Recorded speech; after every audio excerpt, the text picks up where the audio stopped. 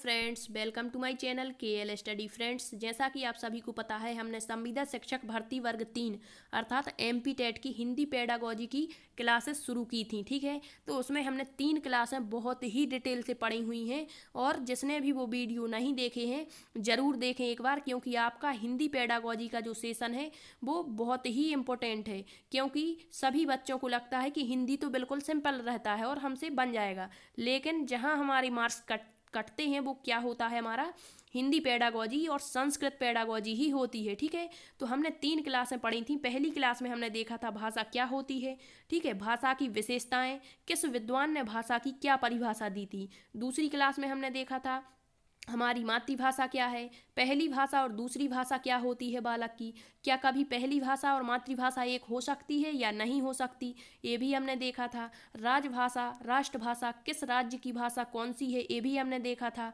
हमारी शास्त्रीय भाषाएं कितनी हैं, किस किस राज्य की जो राजभाषा है वो इंग्लिश है, ये भी हमने देख लिया था। ठीक है, इसके बाद हमने देखा था कि बालक के भाषा विकास का सिद्धांत, मतलब क्या देखा था कि बालक जो है वो जन्म लेते ही कौन सी भाषा बोलता है, क्रंदन करता है। दूसरी भाषा क्या होती है, उसकी बबलाना होता है। तीसरी भाषा क्या होती है, हाव भाव को समझना। ठीक है, तो ये सभी हमने देख लिया था। और तीसरी क्लास में हमने क्या देखा था, भाषा अर्जन एवं अधिगम में अंतर, ये हमने देखा था जो आपके टॉपिक में दिया है। अब केवल इतना टॉपिक दिया गया है आपके पेडागोजी में, तो केवल इतना तो पूछा नहीं जाएगा कि भाषा अर्जन क्या है, भाषा अधिगम क्या है। हमें सारा कुछ पढ़ना होता है, क्वेश्चन कहीं से भी आ सकते हैं। ठीक है, तो ये भी हमने पढ़ लिया था। तो जिसने भी ये तीनों वीडियो नहीं देखे हैं और यदि देखना चाहते हैं तो आप डिस्क्रिप्शन में या फिर प्ले लिस्ट में जा करके देख सकते हैं। और आप अपनी राइटिंग में नोट्स बनाएं, इससे बहुत ही बेस्ट तैयारी होती है। ठीक है, ये कहीं पर भी केवल वीडियो देख लेने से कुछ नहीं होता। अपने आप जब हम नोट्स बनाएंगे और एक बार रिवाइज करेंगे तो बहुत ही अच्छे से कॉन्सेप्ट क्लियर होता चला जाएगा। ठीक है, आज हम देखेंगे भाषा के भाग। ठीक है, भाषा के भाग, इससे क्वेश्चन पूछे जाते हैं और पिछली बार भी क्वेश्चन पूछे गए हैं। और सीटेट जो हुआ है अभी 16 दिसंबर में भी इससे क्वेश्चन आया था। क्वेश्चन क्या था, दिया गया था कि जो बालक होता है, जैसे एक शब्द दे दिया, ठीक है, जैसे कोई वाक्य दे दिया, जैसे कह दिया कि राम खाना खाता है, कह दिया कि यह निम्न में से किस प्रकार का वाक्य है। वाक्य विन्यास की दृष्टि से सही है, शब्द विन्यास की दृष्टि से सही है, या फिर दोनों की दृष्टि से गलत है। तो जब हमें भाषा के भाग अच्छे तरीके से पता होंगे तो हम इसका आंसर जल्दी से दे पाते हैं। ठीक है, तो सबसे पहले देख लेते हैं भाषा के भाग। पहला क्वेश्चन तो यहीं से बनेगा कि भाषा के भाग कितने होते हैं। तो इनकी संख्या होती है 4। कौन कौन से होते हैं, तो स्वनिम, दूसरा होता है रूपिम, तीसरा हो जाएगा हमारा वाक्य विन्यास और चौथा हो जाएगा अर्थ विन्यास। अब क्या कहलाता है स्वनिम, क्या कहलाता है रूपिम, इसको हम देखते हैं। स्वनिम सबसे पहले दिया है स्वनिम, तो यह ध्वनि की सबसे छोटी इकाई होती है। किसकी, ध्वनि की, ना कि वर्ण की। ठीक है, याद रखना, जिसका अपने आप में कोई विशेष अर्थ नहीं होता। हम इसे आपको की पॉइंट से भी याद करा देंगे ताकि आप कभी ना भूलें। ठीक, लेकिन यदि हम स्वनिम को किसी शब्द के साथ लगा देते हैं तो यह उसका अर्थ परिवर्तन कर देता है। जैसे हमने आपसे कह दिया कि ऊ लिखा है, ठीक है, ऊ लिखा है, तो यह क्या है, स्वनिम है या रूपम है। तो ऊ का कोई अर्थ तो निकल नहीं रहा। ठीक है, तो ये क्या हो जाएगा हमारा स्वनिम।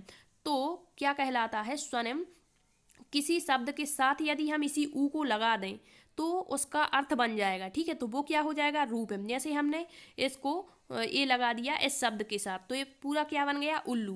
केवल ऊ का कोई अर्थ नहीं था, जब हमने इससे शब्द बना दिया उल्लू तो इसका अर्थ निकलने लगा। ठीक है, उल्लू एक पक्षी हो जाएगा, ठीक, या प्राणी हो जाएगा। तो इस तरह से, तो जिसका कोई अर्थ नहीं निकलता है वो क्या कहलाता है, स्वनिम कहलाता है। जैसे व्यंजन वर्ण कह दें या फिर हमारी क्या कह दें, स्वर वर्ण कह दें, आ ई उ, ये सब ये क्या हो जाएंगे, स्वनिम, जिनका कोई अर्थ नहीं होता। अब देख लेते हैं रूपम क्या कहलाता है। तो रूपम शब्द का छोटा रूप है। वो क्या था, ध्वनि की छोटी रूप या ध्वनि का छोटा रूप था स्वनिम। अब रूपम क्या होता है, शब्द का छोटा रूप होता है। जब बच्चे को स्वनिम का ज्ञान हो जाता है, मतलब वर्णों का ज्ञान हो गया जिनका कोई अर्थ नहीं था, ठीक है, जब उनका बालक को ज्ञान हो जाता है तो बालक धीरे धीरे से शब्दों को सीखना आरंभ कर देता है। क्या करता है, शब्दों को सीखना। जैसे उसको पा जो वर्ण है इसका कोई अर्थ तो है नहीं, ठीक है, और जब बालक इसी शब्द को जोड़ेगा, मतलब इनको जोड़ता जाएगा, जैसे कह दिया पापा, मतलब उसने शब्द बना लिया। ठीक है, तो इसका तो अर्थ निकल रहा है। ठीक है, तो ये क्या कहलाएगा हमारा, रूपम। तो बालक का छोटे में इतना बौद्धिक विकास तो नहीं होता कि वह पूरे शब्दों को समझ सके, ठीक है। तो इस कारण से बालक छोटे छोटे शब्दों को बोलना सीखता है। इनका स्वयं में अर्थ भी होता है, जैसे पापा, चाचा, मामा, बुआ, ठीक है। ये सब क्या है, छोटे छोटे शब्द, इनका अर्थ भी है, तो ये रूपम है। और केवल यदि वर्ण की बात करें तो ये क्या कहलाते हैं, स्वनिम, जिनका कोई अर्थ नहीं होता। अब देख लेते हैं, जैसे यहाँ पर उदाहरण दिया है, अच्छा, आना, आँख, तबला, कुछ भी हो सकते हैं, ठीक है, शब्द जिनका अर्थ है, तो ये क्या है, रूपम है। नेक्स्ट है वाक्य विन्यास। वाक्य विन्यास क्या कहलाता है, इसमें आपको की पॉइंट याद रखना है कि क्रमबद्धता, क्या, क्रमबद्धता, मतलब क्रमबद्ध रूप से जो सेंटेंस होगा, जो वाक्य होगा, वो क्या कहलाएगा, वाक्य विन्यास। जैसे हम कह दें कि राम खाना खा रहा है, ठीक है, तो इसमें कर्ता, कर्म और क्रिया अपने स्थान पर होनी चाहिए। अब ये तो सभी जानते हैं कि कर्ता क्या होता है, कर्म क्या होता है, क्रियाएं क्या होती हैं, ठीक है। तो कर्ता, कर्म और क्रिया जब अपने उचित स्थान पर होगा तो वो शब्द जो होगा या जो सेंटेंस होगा वो वाक्य विन्यास की दृष्टि से सही माना जाएगा। और जब क्रम से नहीं होगा और क्वेश्चन पूछा जाएगा कि जैसे कह दिया राम खाता है खाना, किस प्रकार का वाक्य है, तो यह वाक्य विन्यास की दृष्टि से गलत है, ठीक है। तो इस तरह से इसे देख लेते हैं थोड़ा। भाषा के नियम वाक्य विन्यास के अंतर्गत आते हैं। जितने भी भाषा में नियम हैं, कर्ता हो, क्रिया हो, कर्म हो, संधि हो, समास हो, अलंकार हो, इन सब का अपना अपना नियम होता है, ठीक है, कि किस तरीके से किसको डिवाइड किया जाएगा या किस तरीके से किसके रूल होंगे, ठीक है। तो ये सब नियम जो है वो किसके अंतर्गत आते हैं, वाक्य विन्यास के, क्योंकि सभी नियमों में क्रमबद्धता पाई जाती है। वाक्य विन्यास का अर्थ होता है वाक्य, जैसे मैथ के ही नियम ले लें हम, ठीक है, कोई सूत्र ले लें, जैसे हम सूत्र लिया, जैसे हमने कोई भी, तो वो भी तो एक क्रम से होगा, ना कि उल्टा लिख देंगे, ठीक है। तो वाक्य की संरचना से, अर्थात कर्ता, कर्म, क्रिया का उचित स्थान पर निर्धारण, ठीक है, वही क्रमबद्धता।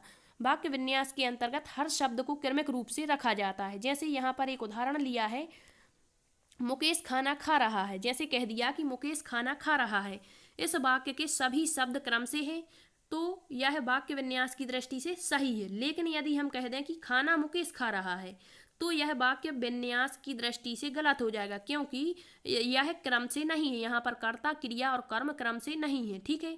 यदि इस तरह से क्वेश्चन अभी हम करा देंगे कि किस तरह से क्वेश्चन पूछे जाते हैं, ठीक। नेक्स्ट दिया है अर्थ विन्यास। अर्थ विन्यास क्या कहलाता है, जब वाक्य में दिए गए शब्द अर्थपूर्ण हों, मतलब जितने भी शब्द दिए गए हैं वो अर्थपूर्ण हो, तो अर्थ विन्यास कहलाएगा। जैसे उदाहरण दिया है, राम काफी पीता है, तो केवल अर्थ विन्यास नहीं, यहाँ पर सारे वाक्य क्रम से भी हैं, तो ये वाक्य विन्यास की दृष्टि से भी सही है। और राम काफी पीता है, ये अर्थ विन्यास की दृष्टि से भी सही है। जैसे वहाँ दिया था मुकेश खाना खाता है, तो वो अर्थ विन्यास की दृष्टि से भी सही माना जाता, ठीक है। लेकिन इस वाक्य के सभी शब्द अर्थपूर्ण है, राम काफी पीता है, लेकिन इस वाक्य को हम ऐसे नहीं बोल सकते कि राम काफी खाता है। यदि ऐसा बोल दिया तो ये अर्थ विन्यास की दृष्टि से गलत हो जाएगा, ठीक है, अर्थ विन्यास की दृष्टि से गलत हो जाएगा। फिर नेक्स्ट दिया है, क्वेश्चन पूछा जाएगा, जैसे कह दिया कि मोहन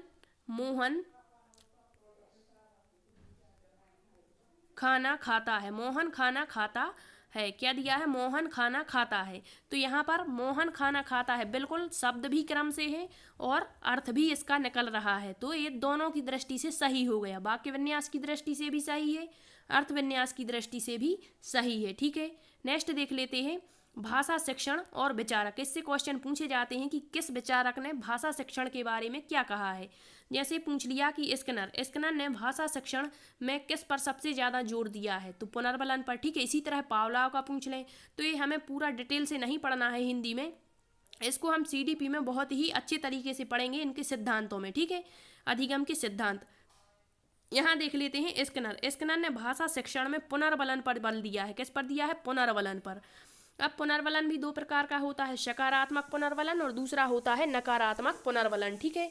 यदि मुख्य रूप से पूछ लें कि मुख्य रूप से जो स्किनर है इन्होंने किस पुनर्बलन पर जोर दिया है, तो इन्होंने दिया है चयनात्मक पुनर्बलन पर। किस पर, चयनात्मक पुनर्बलन पर। अब पुनर्बलन के उदाहरण हो जाएंगे, जैसे किसी बच्चे ने क्वेश्चन हमने पूछा और उसने सही आंसर बता दिया, तो हम ताली बजवा देंगे क्लास में, शाबाशी दे देंगे, पीठ थपथपा देंगे उसकी, तो ये सब क्या हो जाएंगे, पुनर्बलन के उदाहरण हो जाएंगे, ठीक है। नेक्स्ट दिया है, इसके अलावा पुनर्बलन के अलावा स्किनर ने अनुकरण और साहचर्य पर भी बल दिया है। इनकी पुस्तक याद रखना 1959 में रिव्यू ऑफ स्किनर बिहेवियर, इनकी पुस्तक है, इसे याद रखना, ठीक है। अब देख लेते हैं पावलोव, IP पावलोव, जिनका पूरा नाम है इवान पेट्रोविच पावलोव, इन्होंने सबसे ज्यादा बल अनुकरण पर दिया है। इनका जो सिद्धांत था शास्त्रीय या परंपरागत अनुबंधन का सिद्धांत, जिसमें इन्होंने कुत्ते पर प्रयोग किया था और अनुबंधन स्थापित किया था। ठीक है, घंटी के मध्य में, कुत्ते के मध्य में और भोजन के मध्य में। तो पावलोव को 1904 में नोबेल पुरस्कार मिला था पाचन क्रिया के क्षेत्र में। और इनकी पुस्तक है साइकोलॉजी ऑफ डाइजेशन, इसमें पाचन क्रिया का इन्होंने वर्णन किया है, तो बुक याद रखना। अनुबंधन का यदि जनक पूछ लें या अनुबंधन की शुरुआत किसने की, तो पावलोव ने की थी। ठीक है, नेक्स्ट दिया है कोहलर। कोहलर, इनके जो सहयोगी रहे वर्दिमर कोफ्फा कुर्तलेवेन। ठीक है, इन्होंने सूझ का सिद्धांत दिया था। तो कोहलर ने भाषा शिक्षण में सूझ पर बल दिया है। इनका मानना था कि कोई भी प्राणी या कोई भी पशु जो है वो सूझ के माध्यम से सीख जाता है, मतलब अचानक से। जैसे इन्होंने अपना प्रयोग किया था चिंपैंजी पर, सुल्तान नामक चिंपैंजी, और एक कमरे में उसे बंद कर दिया था और छत से केले टांगे थे। ठीक है, और यहाँ पर छड़ी डाल दी थी और स्टूल रखे हुए थे 3। तो जो चिंपैंजी था उसने धीरे धीरे उसमें सूझ आती गई और एक के ऊपर एक स्टूल रख के और उस छड़ी से उसने केले गिरा दिए थे। ठीक है, और खा लिए। तो इन्होंने इसी तरह से माना है कि जो व्यक्ति है या जो कोई भी प्राणी है वो सूझ के माध्यम से सीख जाता है। ठीक है, नेक्स्ट दिया है नोम चॉम्स्की।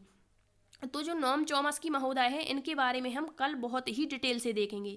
कल हम देखेंगे नोम चॉम्स्की, वाइगोत्स्की और जीन पियाजी, इन्होंने भाषा के बारे में क्या बताया है और किस किस चीज़ पर इन्होंने बल दिया है, कौन कौन से टर्म इन्होंने दिए हुए हैं। ठीक है, तो ये हमारे आज का जो सेशन रहा, आई होप आपको पसंद आया होगा। यदि सेशन पसंद आया है तो लाइक करें, सब्सक्राइब करें और अपने दोस्तों में शेयर भी करें।